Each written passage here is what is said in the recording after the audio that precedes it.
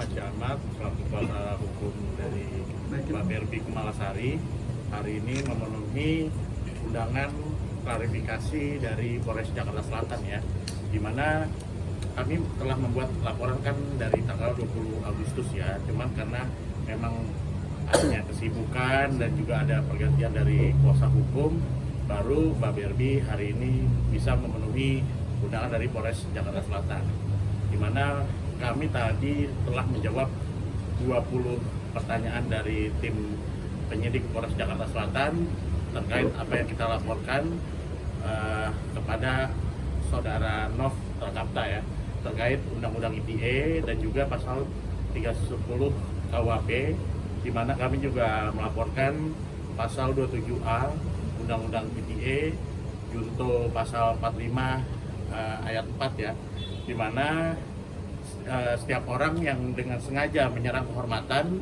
dan mencemarkan nama baik seseorang dengan maksud hal tersebut diketahui oleh umum, di mana hal tersebut disebarkan dalam bentuk informasi elektronik, dokumen elektronik, dan juga melalui sistem elektronik. Itu ancamannya 2 tahun penjara dan denda 400 juta rupiah, di mana saat nanti penyidik telah meminta dari terlapor untuk membuktikan dia tidak bisa membuktikan, itu masuk lagi pasal 45 ayat 6, di mana ancamannya akan bertambah jadi 4 tahun dan denda 750 juta rupiah.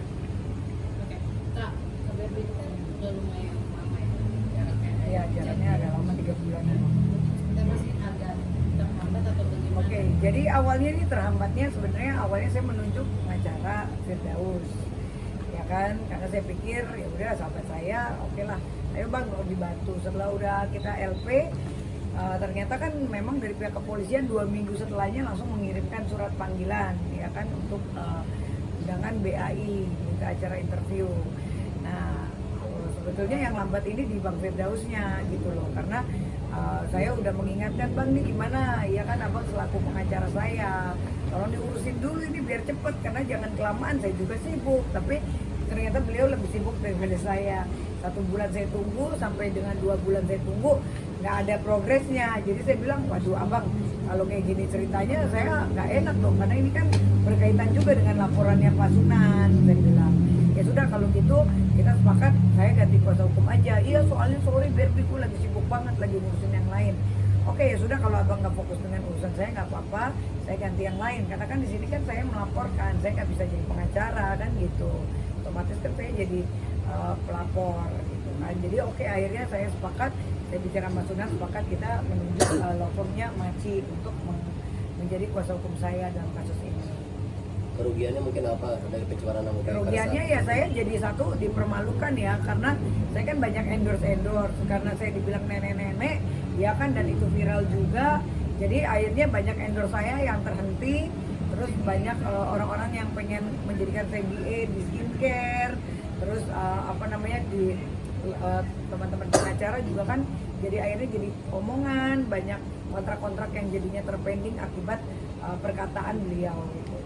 Memaci kira-kira terlapor akan dipanggil kan mungkin ada Untuk terlapor kayaknya sih masih belum ya, karena ini kan baru panggilan pada pelapor ya, dalam hal ini Mbak Berbi Kumalasari, dan habis ini mungkin akan dipanggil saksi-saksi dari pelapor ya yang kita ajukan ya.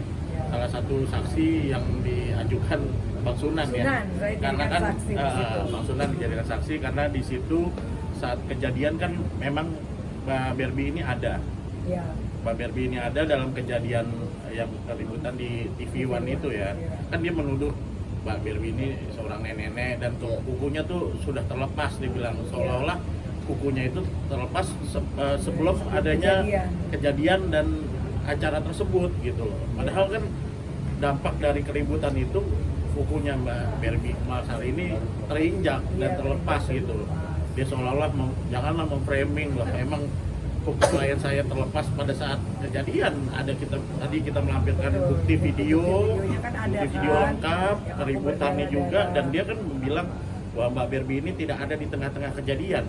Dan kita tadi melampirkan video, Mbak Berbi ini ada kok di tengah-tengah kejadian, ada kok di letaknya adanya di situ, dan penonton juga saat keributan juga mencoba memisahkan seperti itu. Jadi kami harap saudara Mas Trakarta ini bisa membuktikan apa yang dia dalilkan seperti itu. Dan banyak kontrak saya yang akhirnya kan jadi terhambat karena apa? Saya biaya rumah sakitnya satu juga mahal. Kedua saya 1 minggu itu sakit demam tinggi karena yang namanya jempol kukunya itu dicabut. Kalian bisa ngebayangin kan rasanya kayak gimana? Saya sampai sakit demam tinggi, syuting saya selama 1 minggu itu semuanya kontrak saya jadi batal semua akibat perbuatan beliau. Mengakumulasi sih kerugian materialnya kira-kira berapa? Ya saya kerugian material itu kan sekitar 2 minggu, 3 minggu saya nggak bisa jalan ya. Sementara sebulan kan saya bisa menghasilkan duit ratusan juta gitu. Ya kurang lebih 500 juta lah 1 bulan itu saya rugi. Jadi kan saya nggak bisa kemana-mana, saya banyak klien, saya nggak bisa pergi, demam tinggi, ya kan biar rumah sakit, akhirnya kontrak banyak yang terputus, terus saya dilecehkan di media sosial dibilang nenek-nenek. Jadi itu saya mengalami kerugian kurang lebih 500 juta. Ada komunikasi nggak sih mas setelah kejadian itu? Saya nggak kenal dia sih, saya nggak pernah kenal dia, apalagi dia sesama lawyer. Kalau lawyer rekan sejawat itu kan penghinaan, karena kita kan punya kode etik ya sesama teman sejawat, seharusnya saling menghargai. Saya tidak pernah kenal dia, tapi dia bisa menghina saya dengan seenaknya. Udah tahu saya lagi kondisi juga kan lagi sakit, bukannya aduh saya minta maaf, malah dia mendalilkan katanya kuku kaki saya itu terkelupas sebelum kejadian. Itu kan lebih menghina lagi. Dan asal tahu saya itu bukan seorang nenek-nenek karena anak saya ini masih kelas 1 SMA. Yang definisi nenek-nenek itu kan adalah orang yang sudah mempunyai cucu. Jadi kalau kita belum punya cucu dibilang nenek-nenek, ya mungkin dia biasa jalan sama nenek-nenek kan gitu. Oke. Berarti mungkin berarti dengan laporannya ini berjalan benar-benar tidak ada damai. Saya sih nggak mau damai karena saya rugi banget loh, hampir 1 bulan itu saya nggak bisa kemana-mana, belum demam tinggi, kontrak-kontrak saya hancur semua ya kan, orang jadi pamor saya kan jadi rusak pada saat itu karena kan viral juga kan gitu. Kalau keinginan Jadi saya KBRI, rasa saya akan lanjutkan. kalau keinginan KBRI sendiri seperti apa sih kak? Ya keinginannya ya dia harus tanggung jawab dengan perkataannya kan gitu. Apabila dia tidak ya dia harus mengerti kerugian saya lah, karena kan itu akibat perkataan dia gitu. Mungkin secara permintaan maaf secara langsung atau seperti apa kak? Ya mungkin kalau minta maaf secara tertulis deh langsung ya dan mengganti kerugian saya gitu aja, baru saya nggak terusin. Karena kan ini juga harus dicontoh dengan teman-teman advokat yang lain, jangan seenaknya aja, apalagi kalian dari kampung, dari ya kan dari luar kota, yang kita ini kan orang Jakarta ya harus sopan lah ya bicara. Itu kan pakai kacamata, mungkin minnya kurang atau matanya blunder, saya juga nggak tahu. Dia sampai masa seorang saya BRB dibilang nenek-nenek, perawatan saya udah miliaran, mohon maaf ya, dan anak saya jelas-jelas masih kelas 1 SMA. Jadi itu sangat pelecehan dan sangat merusak harga diri dan nama saya gitu di media sosial. Pak, mengganti kerugian maksudnya gimana? Berapa?